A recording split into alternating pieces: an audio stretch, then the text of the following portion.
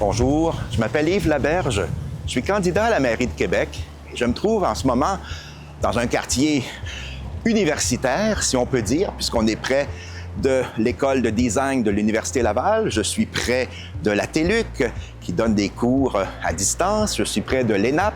Je suis près de l'INRS, donc un lieu d'effervescence et de recherche. Je suis aussi tout près du parc Jean-Paul Lallier, en hommage à un homme que j'ai connu un peu et que je considère comme le meilleur maire de Québec des 40 dernières années. Ici, au parc Jean-Paul Lallier, il y a un enjeu de taille, celui de l'itinérance. Lorsqu'on vit à Québec, dans une grande ville comme Québec, et dans une ville qui grandit, le problème de l'itinérance nous touche directement et en même temps s'impose à nous. Il faut, lorsqu'on est une municipalité, peu importe son orientation politique, il faut faire preuve de bienveillance et de compassion envers les personnes défavorisées.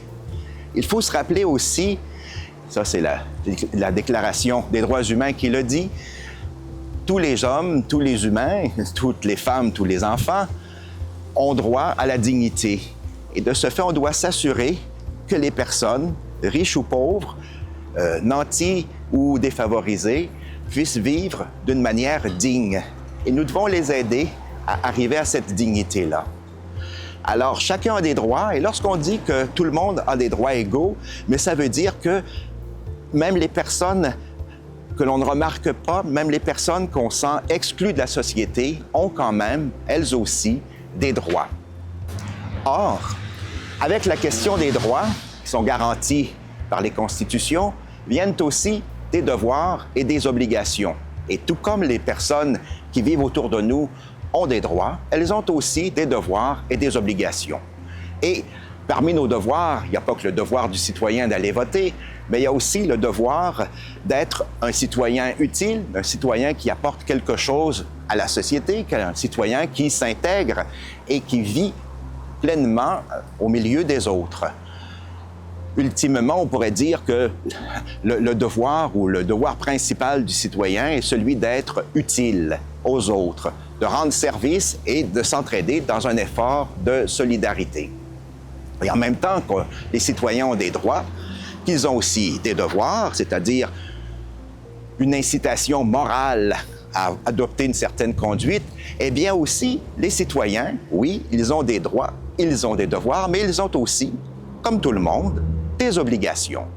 L'obligation principale, oui, vous allez me dire, c'est d'observer les lois, de ne pas déroger aux lois, de payer ses impôts, de payer ses taxes ou de payer son loyer si on est locataire, tout en sachant qu'une partie du loyer qui est versé au propriétaire lui sert à payer ses taxes municipales, donc indirectement, le locataire paie aussi des taxes municipales et doit être considéré comme un contribuable. Qu'est-ce que je propose pour la question de l'itinérance, qui est devenue un véritable problème et qui semble s'aggraver?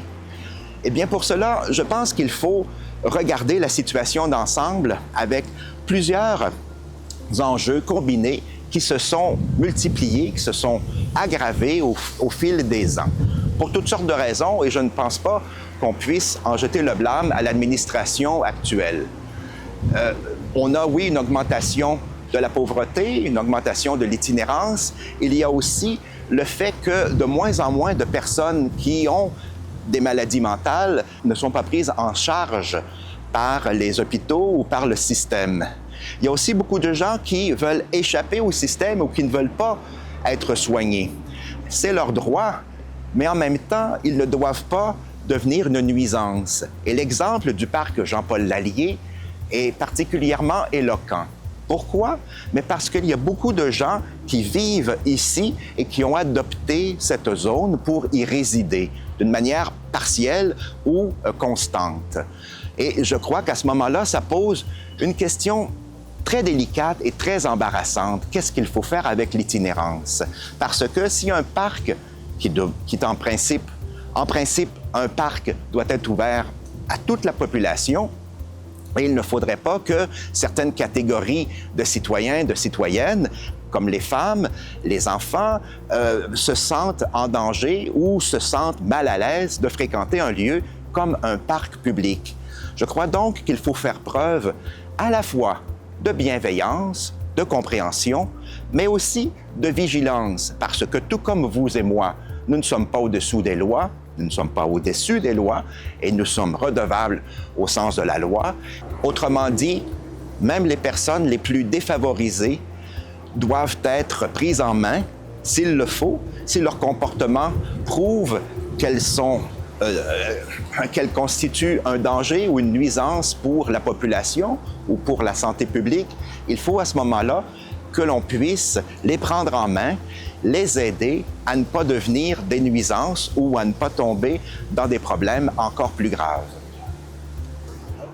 Il existe à Québec un autre problème social qui est aussi important, sérieux, mais qu'on ne mesure pas à sa pleine ampleur, et c'est celui de la consommation de drogue. Comme on le sait, il y a quelques années, sous l'ère Trudeau, on a décriminalisé et même légalisé l'usage des drogues. Et cela a entraîné beaucoup de bouleversements dans notre société. D'une part, parce que des gens qui ne consommaient pas se sont mis à consommer des drogues douces. Et par ailleurs, il y avait aussi des usagers qui consommaient des drogues douces et qui ont fait la transition vers les drogues plus dures pour toutes sortes de raisons, pour se distinguer des simples consommateurs, pour adopter des comportements un peu plus déviants ou simplement pour se distinguer des autres types de consommateurs de drogue. Alors, on avait l'impression qu'en légalisant les drogues, que ceci pouvait se faire d'une manière douce, tranquille, sans qu'il y ait de répercussions sur le plan social.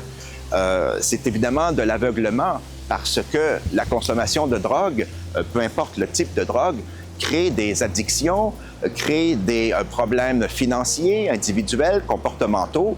Et alors que pour beaucoup de gens, les choses peuvent se dérouler assez bien à court terme, mais pour beaucoup d'autres personnes, cela entraîne de grands problèmes. Et puis, l'itinérance est une des conséquences possibles de cet usage ou de cette augmentation de la consommation de drogue.